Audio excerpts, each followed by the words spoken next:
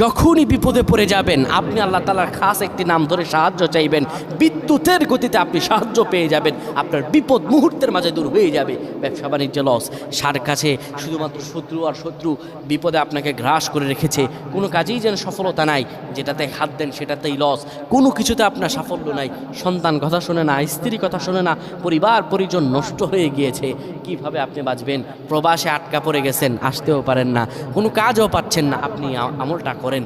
এটি আমার কথা নয়, বিশ্বনবী মুহাম্মদ রাসূলুল্লাহ সাল্লাল্লাহু আলাইহি ওয়াসাল্লামের প্রিয় সাহাবী হযরত যায়েদ রাদিয়াল্লাহু তাআলা আনহু, তিনি একবার মক্কা থেকে হিজরত করে যখন মদিনায় যাবেন, ঠিক সেই সময় বিপদে পড়ে যান।